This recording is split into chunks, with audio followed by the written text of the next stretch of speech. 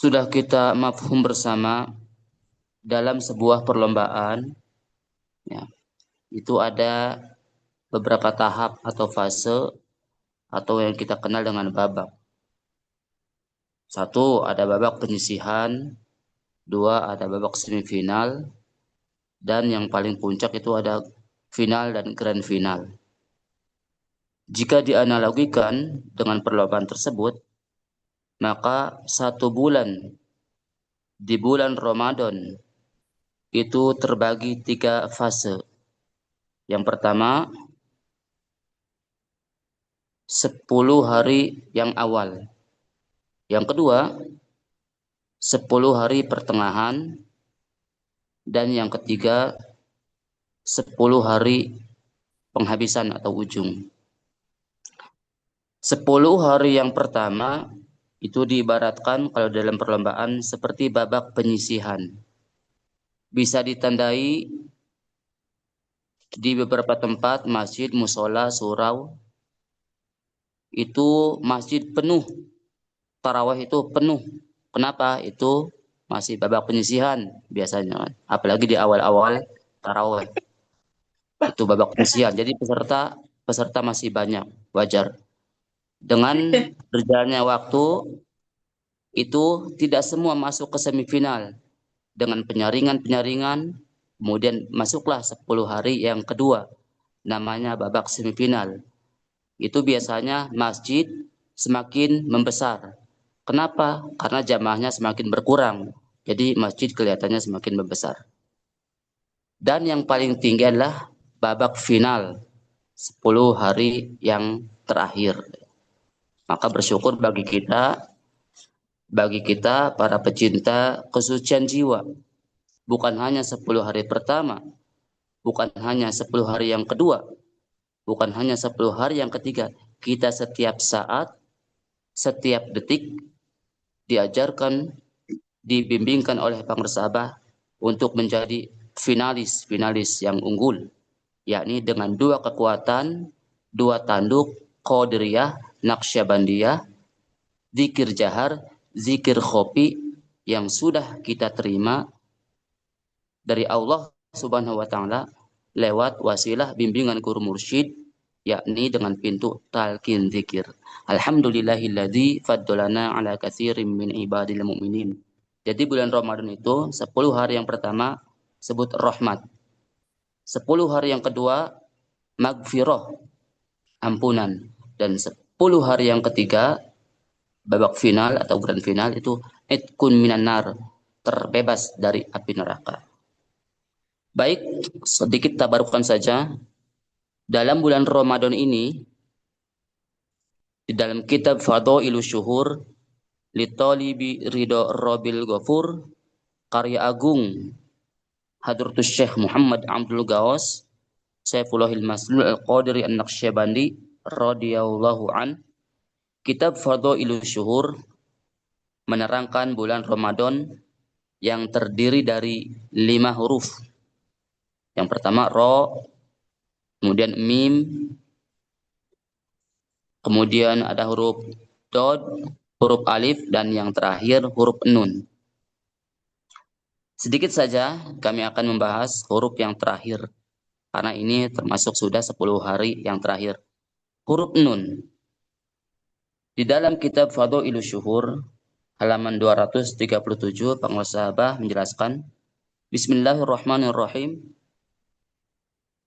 Wa amman nunu fi hada syahri an-nasyatu. Dan adapun huruf nun di dalam bulan Ramadan ini, an-nasyat artinya giat. An-nasyatu huna didul kaslan. Giat, garis miring semangat, adalah lawan kata al-kaslan yang bermakna malas. An-nasyat, semangat, giat, aktif, rajin adalah sifat orang mukmin, sifat orang beriman ketika beribadah.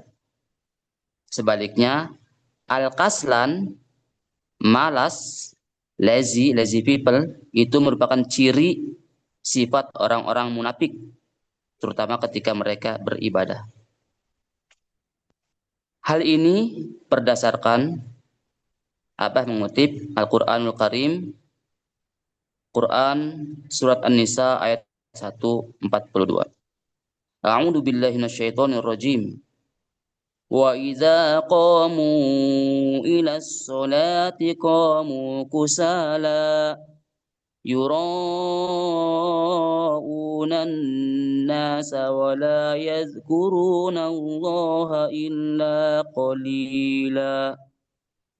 Dan apabila orang-orang munafik mereka berdiri untuk melaksanakan sholat, mereka berdirinya dalam keadaan malas.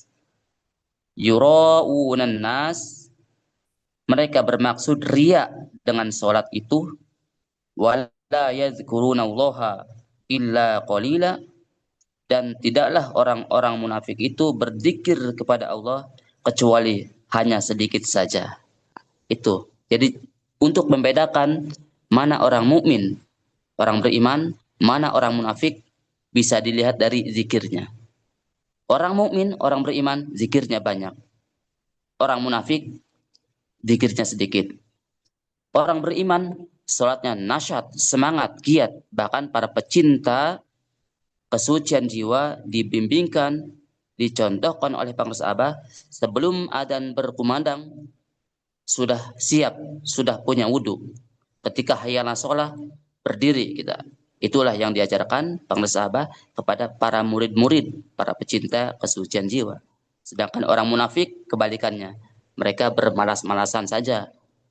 Bahkan bukan hanya ketika adzan, ketika qomat pun, bahkan sudah lewat waktu salat pun, mereka masih leha-leha. Maka bersyukur kita dibimbingkan untuk semangat, untuk an-nasyat, terutama melaksanakan sholat yang 5 waktu. Para sahabat menjelaskan, sholat awal waktu tidak akan susah seumur hidup. Alhamdulillahilladzi faddalana ala katsirin min ibadil mu'minin. An-nasyat juga para hadirin merupakan antonim. Antonim itu lawan kata ya, dari kata bud'i yang bermakna lamban atau slow. Ya. Jadi an-nasyat itu semangat, giat. Lawan katanya selain al-kaslan ada bud'i yang bermakna lamban atau letoy. Karena apa? Orang beriman tidak seperti itu. Orang beriman tidak lamban. Contoh tadi ketika sholat sudah siap. Pengarsa apa? Mencontohkan. Sebelum adzan berkumandang kita sudah punya wudu. Dan orang-orang beriman, terutama para ikhwan, memiliki zikir yang dikeraskan. Zikir jahar secara rutin setelah sholat wajib. Buah daripada zikir itu sendiri, maka akan semangat mengerjakan amal-amal soleh lainnya. Sebab zikir jahar mendorong seseorang untuk termotivasi dalam berbuat amal-amal kebaikan, serta membuat kolbunya, sanubarinya, hatinya, jiwanya menjadi tentram, sehingga ia, orang yang berzikir itu, merasa terhibur dengan zikir itu sendiri. Nah, makanya para sahabat sering menyampaikan hadis, adzikru ni'matun. Zikir itu adalah nikmat. Dan yang dimaksud dengan zikir jahar di sini ialah kalimah thayyibah, kalimah miftahul jannah, kalimah tauhid yang berjumlah 12 huruf, yakni kalimah zikir la ilaha illallah. Oleh karena itu, Imam Jalaluddin Abdurrahman As-Suyuti yang wafat pada tahun 911 Hijriah, dalam kitabnya Natijatul Fikri fil Jahri Bidzikri, kesimpulan pemikiran mengenai zikir jahar, berkata, segala puji hanyalah milik Allah, dan cukuplah pujian itu hanya milik Allah, dan salam kepada hamba-hambanya yang terpilih. Engkau bertanya, semoga Allah memuliakanmu. mengenai apa yang menjadi kebiasaan para tuan guru sufi, yakni mengenai majelis perkumpulan zikir dan menjaharkannya di dalam masjid serta mengeraskan suara di dalamnya dengan kalimat tahlil, kalimat la ilaha illallah, apakah ini dimakruhkan atau tidak? Maka jawabannya sesungguhnya tidak ada kemakruhan pada semua masalah itu. Dan sungguh telah datang banyak sekali hadis-hadis yang menunjukkan kesunahan zikir jahar. Jadi zikir jahar ini merupakan sunnah Kangjeng Nabi Muhammad Sallallahu Alaihi Wasallam. Kurang lebih sekitar 25 hadis yang secara tegas dan lugas yang diriwayatkan oleh para pembesar hadis seperti Imam Bukhari, Imam Muslim, Hakim, dan imam-imam besar lainnya. Maka kita para pecinta kesucian jiwa dimanapun berada, yuk kita sama-sama dawamkan, gaskan zikir jahar la ilaha illallah, zikir Qadiriyah Naqsyabandiyah Ma'had Suryalaya Sirna Rasa dengan ciri khas merah dan putih. Hadirin, hadirat, hafidhoni wa hafidhakumullah. Demikian saja yang bisa kami sampaikan. Kurang lebihnya mohon maaf. Semoga hidup kita berkah semuanya, berkah selamanya, berkah segalanya. Dengan barokah karomah, syafaah, pangresa Guru Agung, Sang Juru Selamat dunia akhirat, pangresa Abah Awas, radhiyallahu an. Al-Fatihah. A'udzu billahi minasyaitonir rajim. Bismillahirrahmanirrahim. Alhamdulillahirabbil alamin. Arrahmanir rahim. Maliki yaumiddin. Iyyaka na'budu wa iyyaka nasta'in. Ihdinas siratal mustaqim. Siratal ladzina an'amta 'alaihim ghairil maghdubi 'alaihim waladdallin. Amin. Wassalamualaikum warahmatullahi wabarakatuh.